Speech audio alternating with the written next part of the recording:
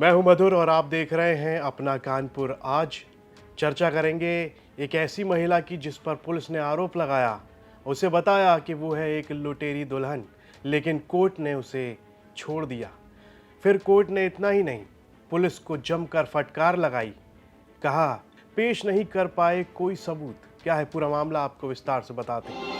कानपुर में कथित लुटेरी दुल्हन दिव्यांशी चौधरी को रिमांड याचिका को अदालत ने खारिज कर दिया। अदालत ने साफ कहा कि पुलिस ने गिरफ्तारी के समर्थन में कोई भी ठोस सबूत पेश नहीं किया है, जिसके बाद कोर्ट ने न केवल रिमांड याचिका को खारिज किया, बल्कि दिव्यांशी को अदालत परिसर से ही रिहा कर दिया। हाल के दिनों में देखा गया कि दिव्यांशी पर कई तरह के आरोप लगाए जा रहे थे। इस फैसले के बाद पुलिस को कड़ी फटकार भी लगाई गई। रिमांड खारिज होने पर डीसीपी ने मामले को गंभीरता से लेते हुए तत्काल विवेचक और संबंधित अधिकारियों को सफाई देने के लिए बुला लिया। पुलिस ये समीक्षा कर रही है कि आखिर किस स्तर पर चूक हुई जिसकी वजह से रिमांड मंजूर नहीं हो सकी। दरोगा की शिकायत और पुलिस की कार्यवाही। ग्वालटोली थाने में तैनात मूल रूप से बुलंदशहर के बीवी नगर निवासी सब इंस्पेक्टर आदित्य लोचन ने नवंबर 2024 में अपनी पत्नी दिव्यांशी के खिलाफ एफआईआर दर्ज करवाई थी। उसने अपनी पत्नी पर आरोप लगाया था कि दिव्यांशी एक ठगी करने वाली दुल्हन है।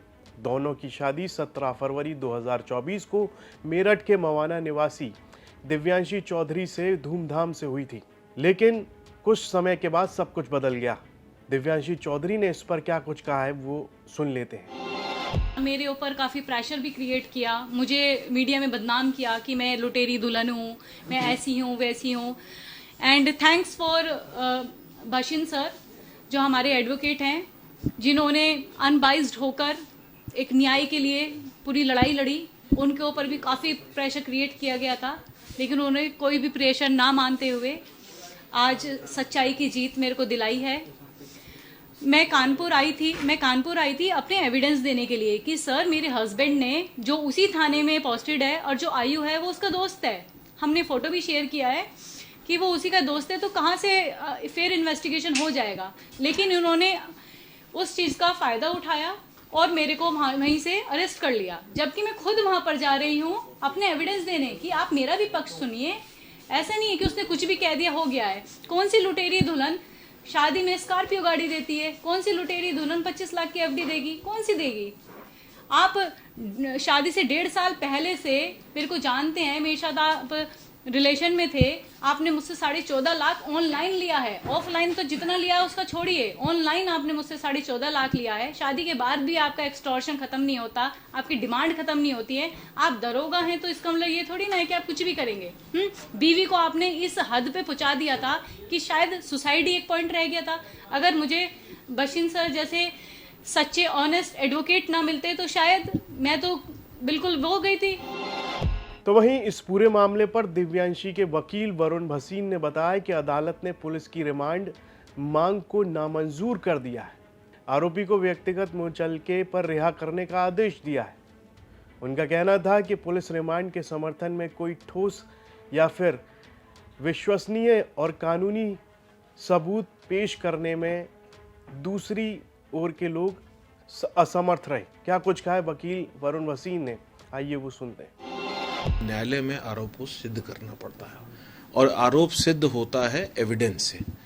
आप केवल बोल करके, कुछ भी लिख करके, आप दरोगा हैं, आपने एक एफआईआर पंजीकृत करा दी और उसको सिद्ध तो आप न्यायालय में करेंगे? एक भी सेक्शन आप न्यायालय में सिद्ध नहीं कर पाए। किसी चीज की आप पास कोई एविडेंस नहीं है। भाई कौवा कान ले गया तो आपने कान देखा ही नहीं, किसका कान ले गया? आपने जो मर्जी किसी का भी कान लगा दिया उठा करके। ऐसे नहीं चलता है।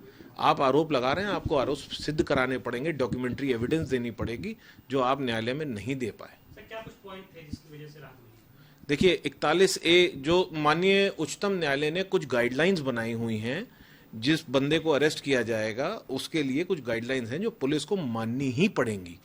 उसका पूरे का पूरा इन्होंने उसको लांघते हुए, अपनी मनमानी करते हुए कि मैं दरोगा हूं, इन्होंने काम कर लिया। 41A का जैसे नोटिस सर्व नहीं किया गया, कोई उसका कोई कागज नहीं है, ग्राउंड ऑफ अरेस्ट नहीं दिए गए अक्यूज्ड को, अक्यूज को बताया नहीं गया कि आपको किन धाराओं में क्यों अरेस्ट कर रहे हैं। अरेस्ट करने के बाद आपने अक्यूज के किसी भी रिलेटिव को कोई इंफॉर्मेशन नहीं दी।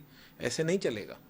जो मानक माननीय उच्चतम न्यायालय द्वारा बनाए गए हैं उनका पालन करना पड़ेगा, और वो मानक बनाए इसीलिए गए हैं ताकि कोई भी पुलिसकर्मी अपने पद का दुरुपयोग करके किसी को प्रताड़ना में न डाल सके। आज कोर्ट ने क्या कुछ कहा है सर? कोर्ट ने यही सब देखते हुए इनको रिलीज किया है। 1 लाख रुपए की पर्सनल बॉन्ड पे और अंडरटेकिंग के साथ इनको रिहा किया है।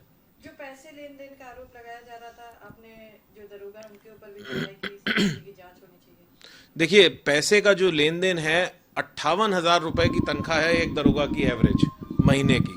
58,000 रुपए की तनख्वाह पे 2.5-3 करोड़ रुपए का अकाउंट में transaction, how is it possible? नहीं पॉसिबल है। तो इसकी जांच जरूर होनी चाहिए। आपने इससे शादी करी, आपने इसके साथ पहले 1.5 साल संबंध रखे, लव मैरिज करके फिर आपने शादी करी। आपने ये देखा कि एक संपन्न घर की अच्छी लड़की है, नौकरी करती है, दुधारू गाय है ये मेरे लिए, जब मैं इसको चाहूं तब मैं इसको दू सकता हूं।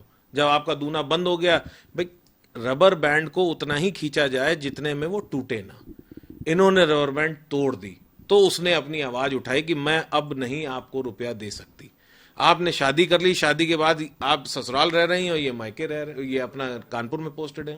सर, और भी एफआईआर दर्ज हुई है। कहा जा रहा है कि 2 बैंक के कर्मी हैं और एक दरोगा है, उनके ऊपर भी एफआईआर दर्ज कराई गई दिव्यांशी की तरफ से। नहीं, देखिए, वो सब कुछ जो कराया गया है वो सब न्याय संगत के उसमें कराया गया है। जो न्याय के लिए होना चाहिए वो कराया गया है। जिसने गलत काम किया है, दिव्यांशी ने अपनी आवाज उठाई है। ये एक औरत की गलती आप मान रहे हैं, ये माना जा रहा है कि एक औरत अगर के साथ गलत हो रहा है और वो चुपचाप सहन कर रही है तो वो औरत ठीक है, और अगर औरत के साथ गलत हो रहा है और औरत अपने बात को आवाज उठा रही है तो वो औरत आज दोषी हो गई।